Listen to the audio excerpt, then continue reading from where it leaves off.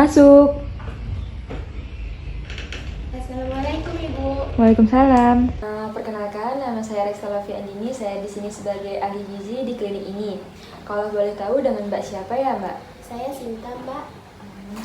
Baik, Mbak Sinta. Ada yang bisa saya bantu, Mbak? Iya, Mbak. Kemarin saya konsul ke dokter penyakit dalam. Saya didiagnosa kurang darah, Mbak. Lalu saya dirujuk harus ke ahli gizi.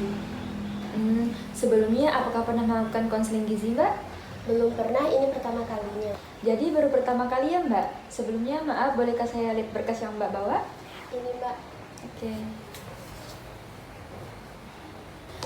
Sebelumnya saya jelaskan ya Mbak, kenapa harus konsultasi ke ahli gizi di klinik ini. Tujuan konseling gizi itu memberikan solusi terkait permasalahan gizi pada Mbak terkena mengenai anemia. Jadi untuk anemia sendiri itu berhubungan erat dengan masalah gizi. Salah satu penyebabnya kekurangan zat besi, sehingga perlu adanya konsultasi gizi untuk mendukung kesehatan Mbak dan kesembuhan Mbak dengan pengaturan pola makan yang baik dan gaya hidup Mbak. Mbak Sinta, tenang saja, untuk data-data Mbak akan saya jaga kerahasiaannya Mbak, sehingga setiap pertanyaan yang saya berikan kepada Mbak mohon dijawab dengan jujur ya Mbak. Kalau boleh tahu kegiatannya sehari-hari apa ya Mbak? Saya mahasiswa, Mbak. Jadi setiap hari Senin sampai Jumat saya di kampus. Kalau Sabtu Minggu biasanya ngapain aja Mbak? Biasanya saya santai aja, Mbak, sambil bantu ibu jualan. Ini usia Mbak Sintanya 21 tahun ya? Iya, Mbak.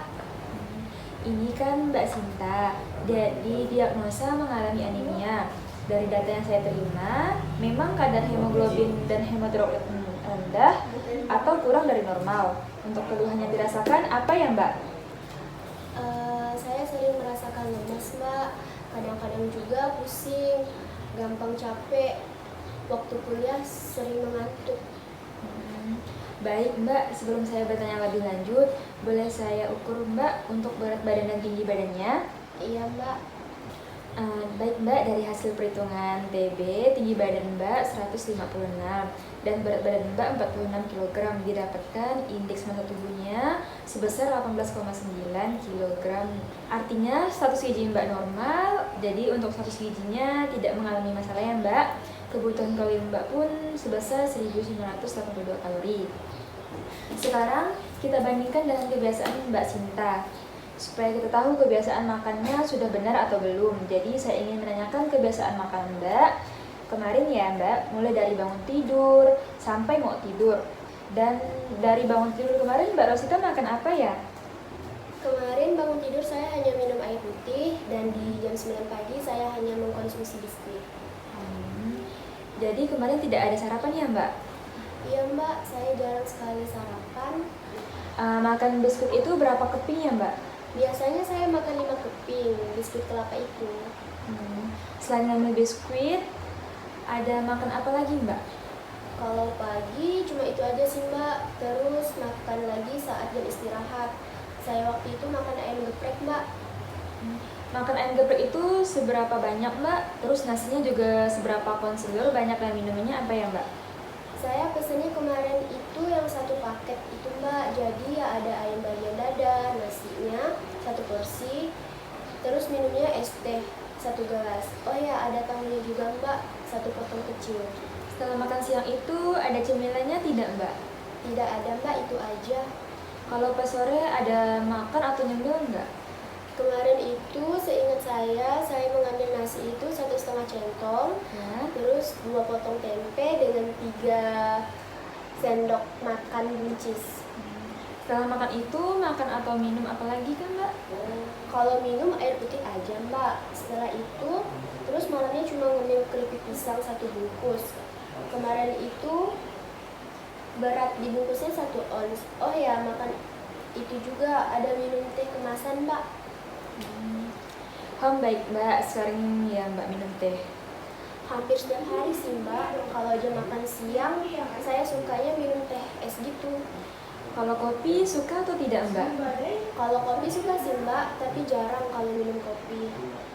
Kalau goreng bagaimana Mbak gorengan? Gorengan hampir tiap hari karena saya suka. Untuk sayur dan buah-buahan apakah mengonsumsi setiap hari Mbak? Kalau sayur setiap hari Mbak, tapi ya cuma sedikit aja. Kalau buah-buahan juga sama seperti sayur. Buah yang sering dikonsumsi apa saja Mbak? Pisang sama semangka Mbak. Setiap hari apakah mengonsumsi lauk hewani Mbak? Misalnya telur, ikan, daging, atau ayam gitu?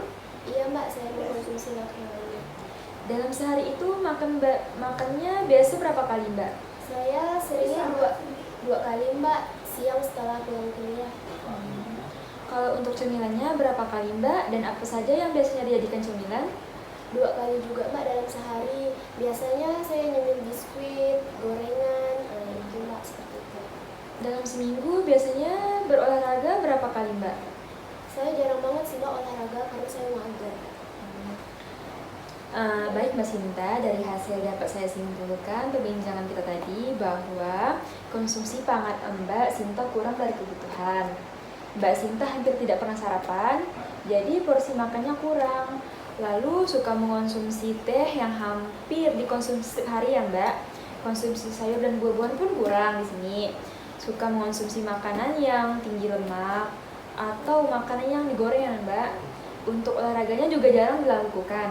Jadi pola makan yang dilakukan Mbak Sinta saat ini harus diperbaiki Mbak. Kalau sebelum berangkat kuliah, sarapan dulu, kira-kira bisa dilakukan atau tidak Mbak? Bisa sih Mbak, kalau saya bangunnya pagi, saya sudah biasa tidak sarapan ya Mbak. Jadi ya kalau nggak sarapan sudah biasa gitu. Lebih baik setiap pagi sarapan ya Mbak, karena kan tubuh kita itu membutuhkan energi untuk melakukan aktivitas. Selain itu juga butuh zat gizi yang penting yang harus dipenuhi.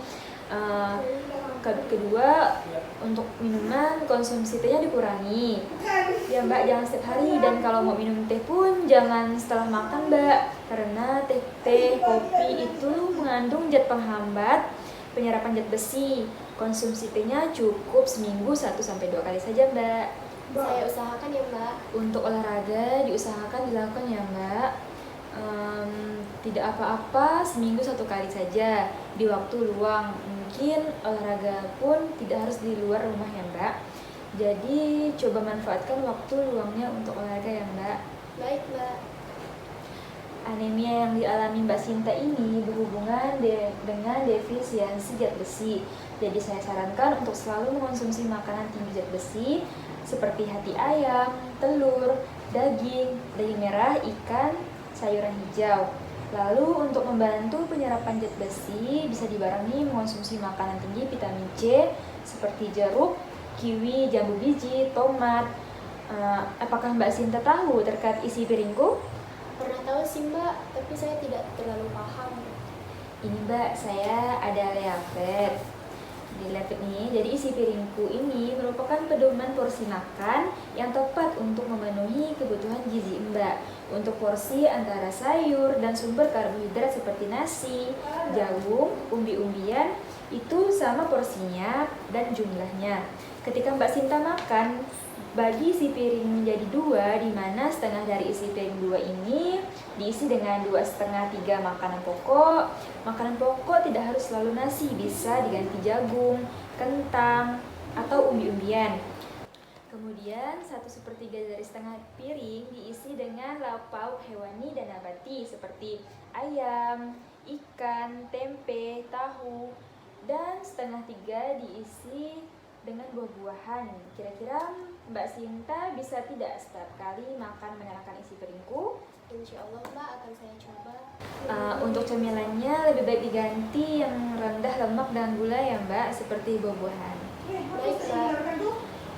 Dari yang kita diskusikan tadi, apakah Mbak Sinta bisa menyimpulkan apa saja yang harus dilakukan untuk merubah pola makan menjadi lebih baik Mbak Sinta?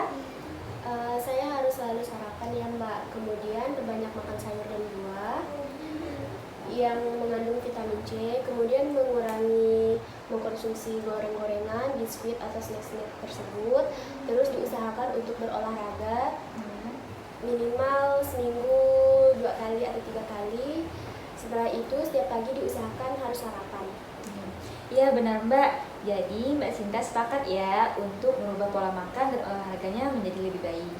Iya Mbak, saya usahakan. Oh ya Mbak Sinta, saya sarankan juga untuk mengonsumsi tablet tambah darah ketika haid harus dikonsumsi setiap hari ya Mbak.